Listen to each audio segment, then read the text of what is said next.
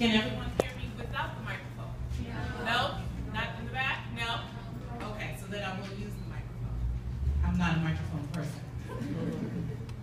Well, I would like to thank Medgar High School, the principal, faculty, student, body, parents, the National Honor Society, and its inductees for bringing me here today to speak to you.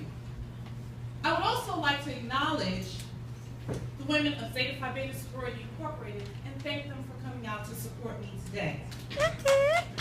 I want to start my speech with a poem. When I was asked to speak here today, I was very ecstatic and just overjoyed by the opportunity. So I asked, what was I supposed to speak to you guys today about? And they told me that I should be speaking about success and what that means. So I determined that I would start with a speech titled The Victor. And it is written by C.W. Loggenecker. And the victor says, if you think you are beaten, you are. If you think you dare not, you don't. If you like to win, but think that you can't, it's almost a cinch that you won't. For out in the world, we find that success begins with a fellow's will. It is all in the state of mind. If you think you are classed, you are. You've got to think high to rise. You've got to be sure of yourself before you can win the prize. Life's battles don't always go to the stronger or the faster. But sooner or later, the man who wins is the one who thinks he can.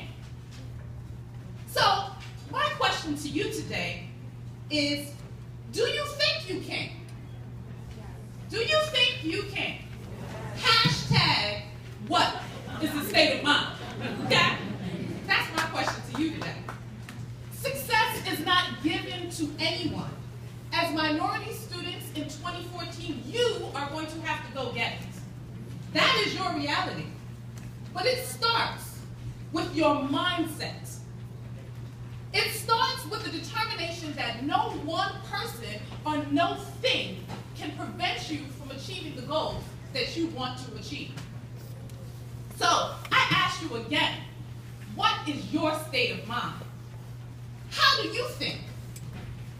Whether you know it or not, your mind is a powerful thing. The stories you tell yourself and the things you believe about yourself can either prevent change from happening in your life or allow your skills to blossom. For example, if you say, I'm not a math person, Miss Keisha, I'm not an English person, well, that belief acts as an excuse to avoid participating in math, right? Absolutely. The mindset prevents you from failing in the short run. So that means that you're going to succeed. Why? Because you're not taking any math courses. You're not taking anything related to that subject. So you're going to get A's. But in the long term, that thought process hinders you. It hinders you because you're not giving yourself the ability to learn, to grow, and to develop those skills. I want you to remember this quote, okay, about excuses. Excuses are the tools used by the weak to build monuments of nothingness, okay? And those who use them are seldom capable of anything else. I see some laughing faces, so that means that some people in here have heard that several times, okay? Yes. So on the other hand, people who have mindsets of growth routinely maximize their potential. They turn to learn from criticism rather than ignoring it. They overcome challenges rather than avoiding them. They find inspiration in the success of others rather than to be a hater, quote unquote. So I ask you again, what is your mindset? What are you feeding your mind? Know that your mindset is shaped by the things that you feed it. Clearly, everyone in this room is book smart, correct? Okay? We've all got intelligence up here.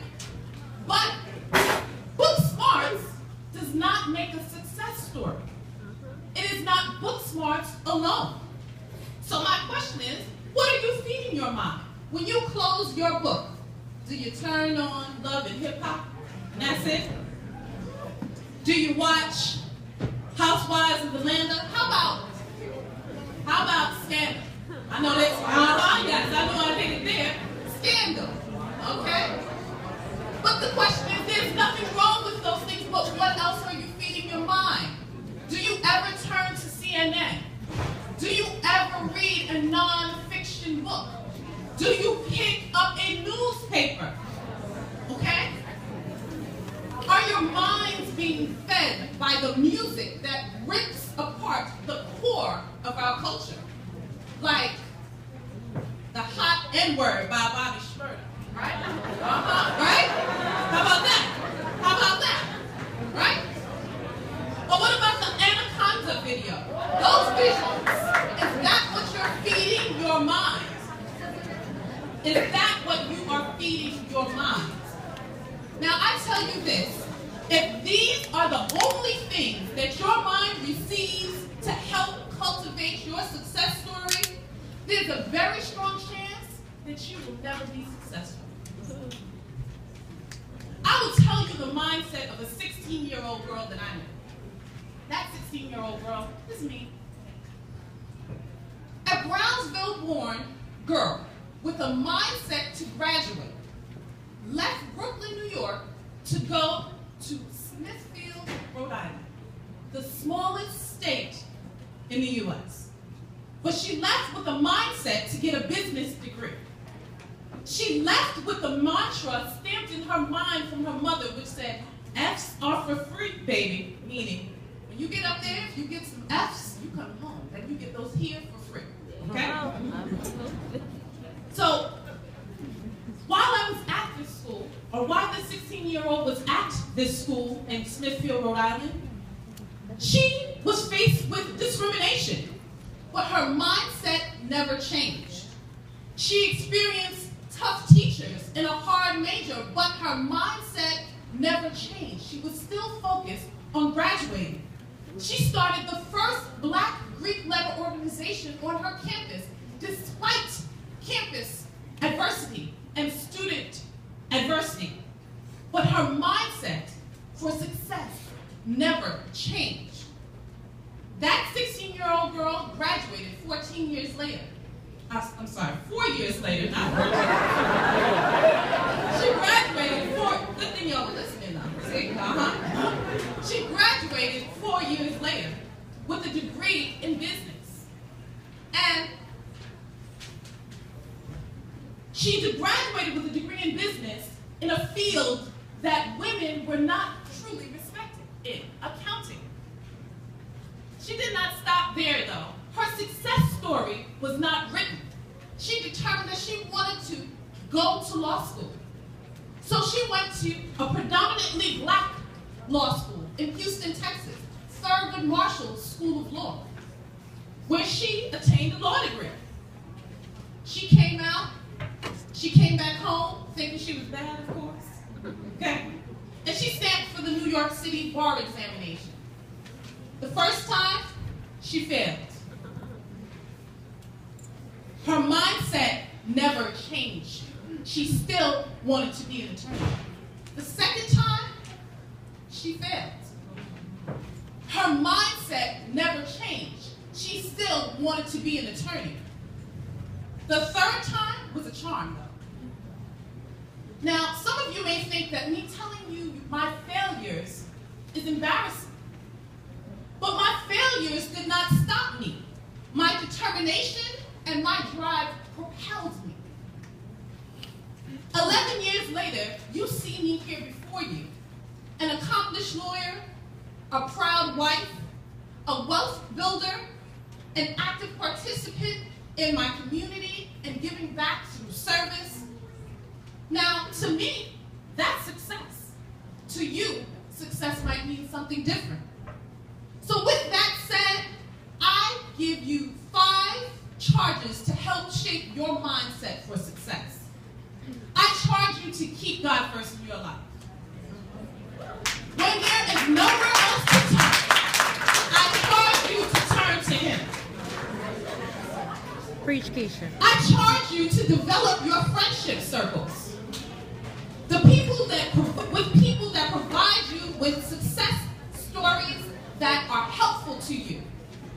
You never want to be the smartest person in your group. You should always be looking to achieve and do more. And your circle should empower you to do that. I charge you to look beyond the moment and about the direction of your future. Today you are being inducted into the National Honor Society. But now what? Does your success story end here? I charge you to set priorities in your life. You are teenagers. But you don't have to do everything. But you do have to do something in order to be successful. So your job is to figure out what that is. I charge you to be a change agent in your communities and to give back. As you watch the recent activities that are going on in our communities, right? You are called to action. You are our future. You must use your intelligence and your smarts to think of creative ways to effect change, because if you don't, you are giving society a license to set up barriers that you may not be able to overcome. And that can be the end of your success story before it even begins. Remember, if you don't design your own plan, chances are you will fall victim to somebody else's plan. To my parents, I charge you to be a parent. Focus, guide, mold your child to be dynamic and amazing young adults that we know that they can be. Without your help, it's possible, but it makes the journey that much harder for them. So lastly, students, remember that the only place where success comes before work is in the dictionary. Thank you.